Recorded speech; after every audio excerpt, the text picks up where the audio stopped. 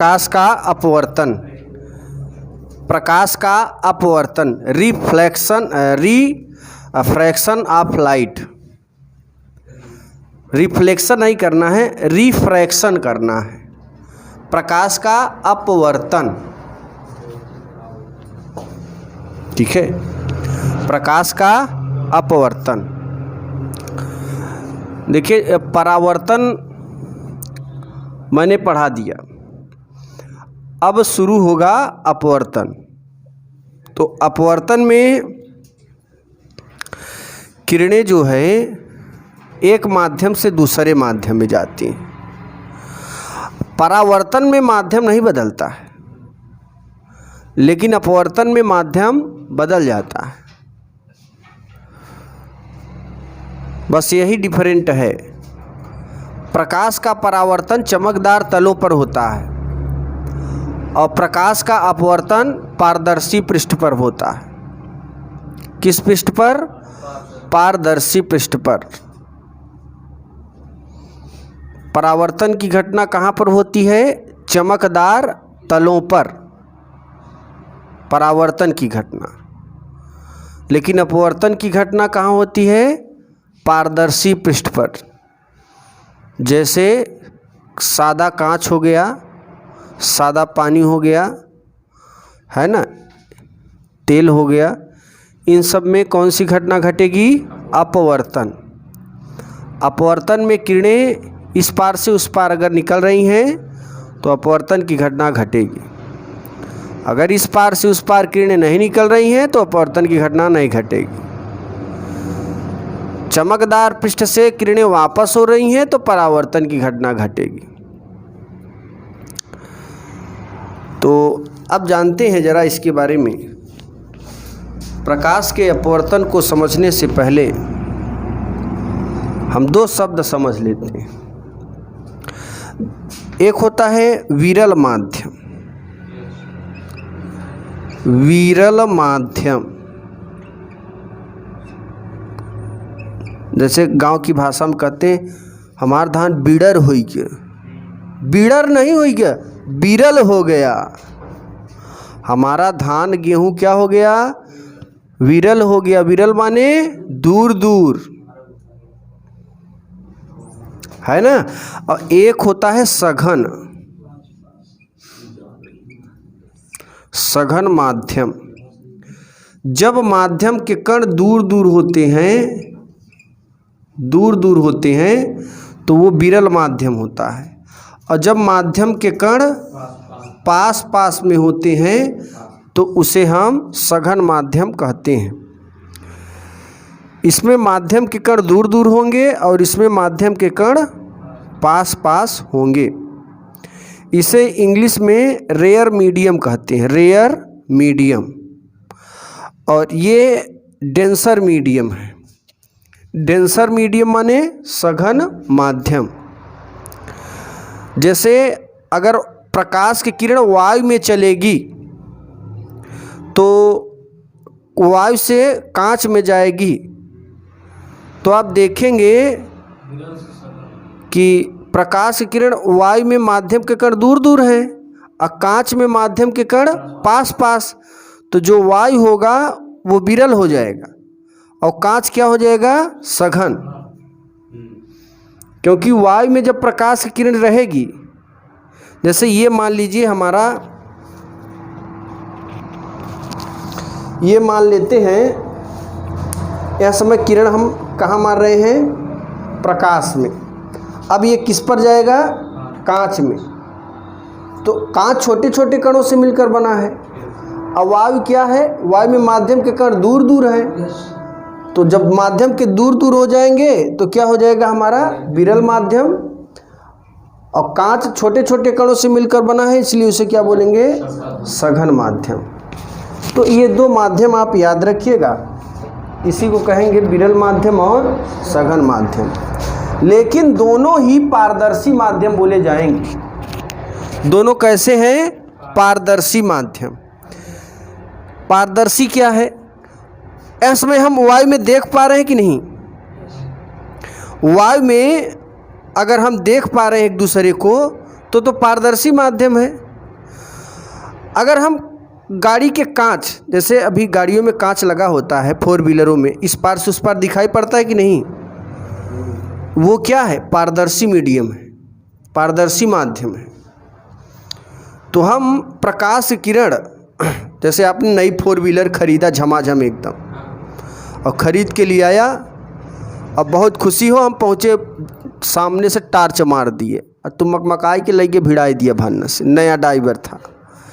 तो क्या किया कि मेरा प्रकाश की किरण पहले कहाँ था? वायु में, तो पारदर्शी। अब फिर जब तुम अंदर हो ना बैठे, हम सामने से मार रहे हैं, तो सामने तुम्हारे क्या लगा है? कांच लगा है। तो उस कांच से होता हुआ तुम्हारे अंदर गया, यानी एक माध्यम से कहाँ गया? कांच के अंदर गया। तो हम वायु में भी देख रहे हैं और कांच के उस पार भी देख रहे हैं, दोनों है पारदर्शी माध्यम ही है ना। तो उसी को बोलते हैं, ये भी पारदर्शी माध्यम है और ये भी पारदर्शी माध्यम है। प्रकाश की घटना में ऐसी होनी चाहिए।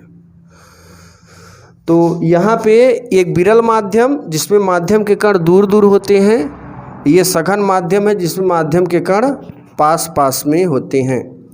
अब हम जरा फिगर के माध्यम से समझते हैं इसे।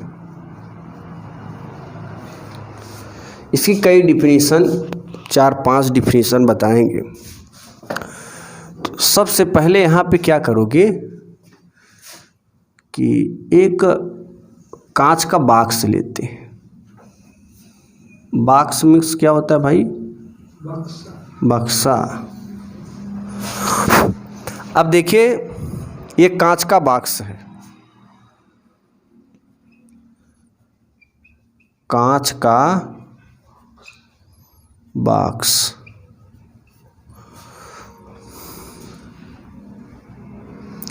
अब इस कांच के बॉक्स में एक प्रकाश की किरण ऐसे आपतित करा दे रहे हैं।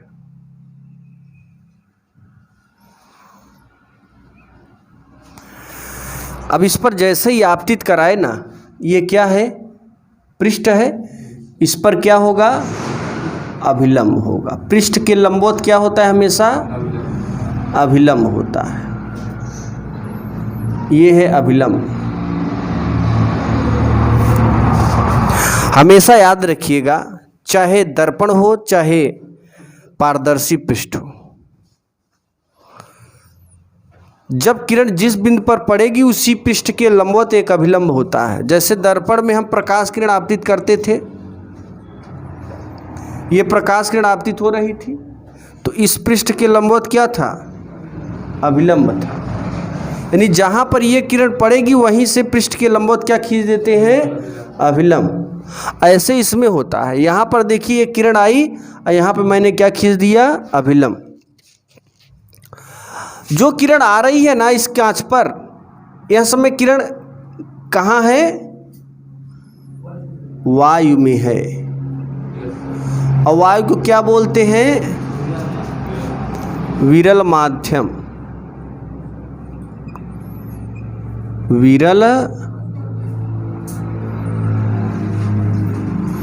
विरल माध्यम। वायु को हम मान लेते हैं पहला माध्यम। वायु को क्या मान लेते हैं? पहला माध्यम। और वायु को इंग्लिश में क्या बोलते हैं? एयर। तो इस पहले माध्यम वायु से किरण चली, फिर कहाँ प्रवेश कर रही है? अब कांच में। ये कांच है। तो जब ये कांच में प्रवेश करेगी ना, तो ये सीधे नहीं जाएगी ऐसे, ये अभिलंब की ओर क्या हो जाती है? झुक जाती है। देखो, ये सीधे ना जाके किधर झुक गई? अभिलंब की ओर झुक गई। ऐसे सीधी जानी चाहिए थी, ऐसे नहीं गई। देखो, ये ऐसे नहीं गई, ये झुक गई, इधर झुक गई है। इसको मिटा देंगे, रास्ता बदल दे रही है अपना, है ना। ऐसे ये किरण क्या हो जाती है? यहाँ पे एक अपवर्तन की घटना घटती है और ये सीधे न जाके क्या करता है? अपने रास्ते को बदल देता है। तो यहाँ पे देखिए, ये आपतित किरण है। इस किरण का नाम क्या है? आपतित किरण। आपतित किरण को इंग्लिश में क्या बोलते हैं? Incident raise. Incident raise. Accident से ही इंसिडेंट बना है। पहली दफ़ा क्यों लड़ता है एक दूसरे से तो कहते हैं एक्सीडेंट हो गया, इंसिडेंट हो जाता है। ये इंसिडेंट कर रहा है इस मतलब कांच पर, और ये आपतित किरण हो गया। अब जब तक ये किरण कांच के अंदर रहेगी, जब तक क्या रहेगी, कांच के अंदर, उस किरण का नाम होगा अपवर्तित किरण। तो यहाँ से लेकर यहाँ तक इस किरण का नाम क्या होगा, अपवर्तित किरण। अपवर्तित किरण। जब तक आप मामा के यहाँ रहोगे तब तक भाईने बोले जाओगे, और जैसे ही मामा से बाहर निकले रोड पे आई कि वह आदमी जा रहा है, सड़क पर जैसे आए ना, वह आदमी जा रहा है साइकिल से, एक नॉर्मल आदमी हो गया है कि नहीं। बाराती पहुंच गए तो आप बाराती देखो, मार बाराती बाराती बैठे, तो कहने का मतलब स्थान बदलता गया, नाम चेंज होता गया। घराती कहती हो गए तो घराती बन गए, हाँ। मौसी के यहाँ पहुंच गए तो मौसी के लड़का बन गए। तो कहने का मतलब ये है कि यहाँ पे ये किरण वही किरण है, लेकिन स्थान बदलती गई, नाम भी उसका क्या होता है, बदलता गया। अब देखो, अभी यहाँ पृष्ठ पर पड़ी थी तो उसके पहले आपतित था। अब जैसे ये पृष्ठ के बाहर निकली तो इस किरण का नाम क्या हो गया, अपवर्तित। अब देखो, जब फिर ये बॉक्स के अंदर से, यानी कांच के बॉक्स से बाहर निकलेगा ना, इस किरण का नाम हो जाएगा निर्गत किरण। क्या हो जाएगा, निर्गत किरण। तो यहाँ देखिए, अब निर्गत किरण जानते हो क्या काम करता है, इस अभिलंब से दूर हट जाता है। और यहाँ पे एक चीज़ हमेशा ध्यान देना, किरण जितने पृष्ठ पर पड़ेगी उतने ही हम अभिलंब खींचेंगे। पहले तो किरण यहाँ पर पड़ी तो यहाँ पर अभिलंब खींच दिया, फिर इस पृष्ठ पर पड़ी तो यहाँ भी क्या खींच देंगे, अभिलंब खींच देंगे। एक अभिलंब मैंने यहाँ पर भी खींच दिया।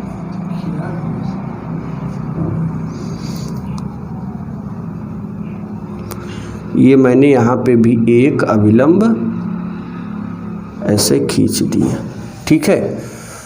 अब देखो जरा यहाँ पे, अब इस किरण का नाम क्या हो गया, निर्गत किरण। निर्गत किरण, इमर्जेंट रेज। इंग्लिश में क्या बोलते हैं, emergent rays. Refracted rays, this is a incident rays. तो यहाँ पे 3 किरणें हमें मिली और ये माध्यम बदल रहा है तीनों का। पहला और लास्ट का माध्यम एक ही है, लेकिन जब ये किरण वायु से फिर वायु में जब निकलती है, इन्हें दोनों का रूट देखोगे एक ही है।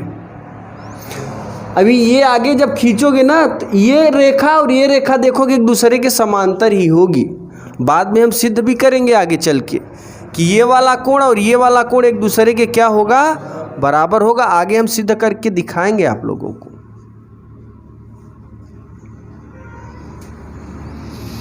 ये अब देखिए, ये है हमारा नॉर्मल अभिलंब, इसे हम बोलते हैं यन डैश से। अभिलंब को कहें से, यन डैश। एक अभिलंब यहाँ है यम डैश। एक एक चीज ध्यान से देखते रहिए। अब देखिए, ये आपतित किरण ये अभिलंब के बीच बने कोण को आपतन कोण कहते हैं, इसे आई से प्रदर्शित करते हैं। फिर ये है हमारा अभिलंब, ये है अपवर्तित किरण। अभिलंब अपवर्तित किरण के बीच बने कोण को अपवर्तन कोण कहते हैं, इसे आर से प्रदर्शित करते हैं। फिर ये है निर्गत किरण, ये है अभिलंब। तो निर्गत किरण एवं अभिलंब के बीच बने कोण को निर्गमन कोण कहते हैं, इसे स्मॉल ई से प्रदर्शित करते हैं। ये वाला कोण और ये वाला कोण लगभग बराबर ही होता है। तो बहरहाल अभी इतना ही देखेंगे, ज़रूरत पड़ेगी उस हिसाब से हम लिखेंगे। अब इसमें देखिए, कि हमारा ये इस तरीके का रूट बना, 3 किरणों का रूट। जब प्रकाश की किरण, डिफिनीशन प्रकाश के अपवर्तन की डिफिनीशन क्या होगी? जब प्रकाश की किरण पहले माध्यम से दूसरे माध्यम, पहला माध्यम हमारा क्या था? वायु। दूसरा माध्यम क्या है? कांच। दूसरा माध्यम कांच है। तो जब प्रकाश की किरण पहले माध्यम से दूसरे माध्यम में प्रवेश करती है तो अपने मार्ग से विचलित हो जाती है। विचलित हुई कि नहीं हुई? हुई ना। अभी देखो विचलन कहाँ हुआ, ये यहाँ पर आई किरण, अब इसको सीधे जाना चाहिए था, ये अपने मार्ग से क्या हो गई? और जब अपने मार्ग से विचलित हो गए ना तो वही घटना क्या होगी? प्रकाश के अपवर्तन की घटना होगी। अभी कोई क्षण, बड़ी क्षण हो, किसी बड़ी पानी की टंकी में डाल दो तो डालोगे ऐसे, और वो जो अंदर जितना भाग होगा ना वो टूटी हुई दिखाई पड़ेगी, मुड़ा हुआ दिखाई पड़ेगा। और यकीन नहीं है तो करके देख लो, प्रैक्टिकली आपको दिखेगा जरूर। सिक्का डाल दो, ऐसा लगेगा जैसे ऊपर है, लेकिन ऊपर नहीं है बल्कि कहाँ है? नीचे। क्योंकि जो आभासी गहराई है ना, वास्तविक गहराई से ऊपर आ जाती है।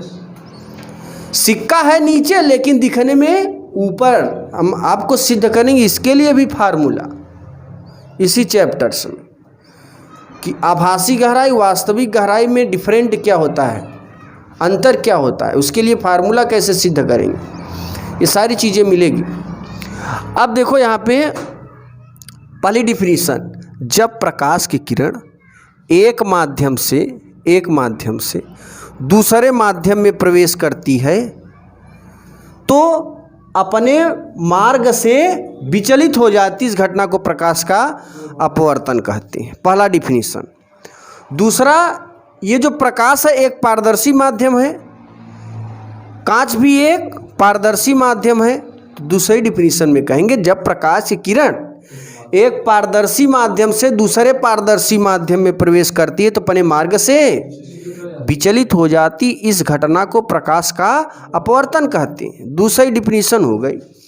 तीसरी कहेंगे जब प्रकाश की किरण वायु से कांच में प्रवेश करती है तो अपने मार्ग से विचलित हो जाती, इस घटना को प्रकाश का अपवर्तन कहते हैं। चौथा डिफिनीशन है जब प्रकाश की किरण विरल माध्यम से सघन माध्यम, जब प्रकाश की किरण विरल माध्यम से सघन माध्यम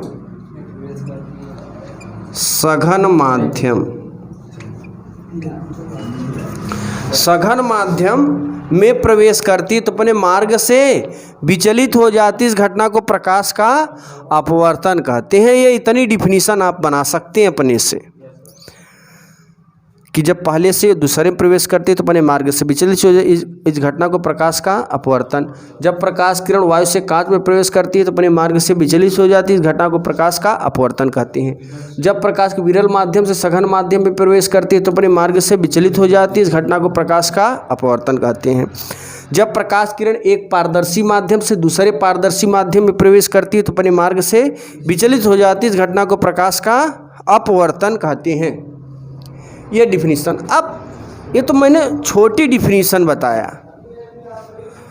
अब हम एक बड़ी डिफिनीशन बताते हैं जिसमें सारी चीज़ें आ जाएंगी। जब प्रकाश की किरण पहले विरल माध्यम वायु से, जब प्रकाश की आपतित किरण, देखो सारी चीज़ें एक भी बचेंगी नहीं, जब प्रकाश की आपतित किरण पहले विरल माध्यम वायु से, पहले विरल माध्यम वायु से दूसरे सघन माध्यम कांच में प्रवेश करती हैं तो अपने मार्ग से विचलित हो जाती हैं, इस घटना को प्रकाश का अपवर्तन कहते हैं। या जब प्रकाश की किरण पहले विरल माध्यम वायु से, जब प्रकाश की आपतित किरण पहले विरल माध्यम वायु से दूसरे सघन माध्यम कांच में प्रवेश करती है तो किरण अभिलंब की ओर झुक जाती है। अभिलंब की ओर झुकी हुई किरण को अपवर्तित किरण कहते हैं तथा अपवर्तित किरण एवं अभिलंब के बीच बने कोण को अपवर्तन कोण कहते हैं। एवं जब यही किरण कांच के बाहर प्रवेश करती है तो अभिलंब से दूर हट जाती है। अभिलंब ये है ना, अभिलंब से दूर हट जाती है। अभिलंब से दूर हटी किरण को निर्गत किरण कहते हैं तथा निर्गत किरण एवं अभिलंब के बीच बने कोण को निर्गमन कोण कहते हैं। इसे इस्तेमाल ई से प्रदर्शित करते हैं एवं इस घटना को प्रकाश का अपवर्तन कहते हैं। ये इसमें सारी चीज़ें आ जाएंगी आपकी, तो हम छोटे में भी लिखेंगे और बड़े में भी लिखेंगे। ठीक है, इस तरीके से हम डिफिनीशन इसका लिख सकते हैं। एक बार फिर से हो जाए, फिर से ज़रा ध्यान दीजिएगा। जब प्रकाश की आपतित किरण पहले विरल माध्यम वायु से दूसरे सघन माध्यम कांच में प्रवेश करती हैं तो किरण अभिलंब की ओर झुक जाती है। अभिलंब की ओर झुकी हुई किरण को अपवर्तित किरण कहते हैं तथा अपवर्तित किरण एवं अभिलंब के बीच बने कोण को अपवर्तन कोण कहते हैं। एवं जब यही किरण कांच से बाहर प्रवेश करती है तो अभिलंब से दूर हट जाती है। अभिलंब से दूर हटी किरण को निर्गत किरण कहते हैं तथा निर्गत किरण एवं अभिलंब के बीच बने कोण को निर्गमन कोण कहते हैं। इसे इस्तेमाल ई से प्रदर्शित करते हैं एवं इस घटना को प्रकाश का अपवर्तन कहते हैं। ठीक है, और यहाँ पे अपवर्तन जब होता है ना तो एक अपवर्तनांक मिलता है, एक निचोड़ मिलता है। क्या मिलता है? निचोड़, जिसे हम अपवर्तनांक कहते हैं। अपवर्तनांक को स्मॉल n या म्यू से प्रदर्शित करते हैं। स्मॉल n या म्यू से प्रदर्शित करते हैं। ठीक है, तो जरा फिगर बनाओ।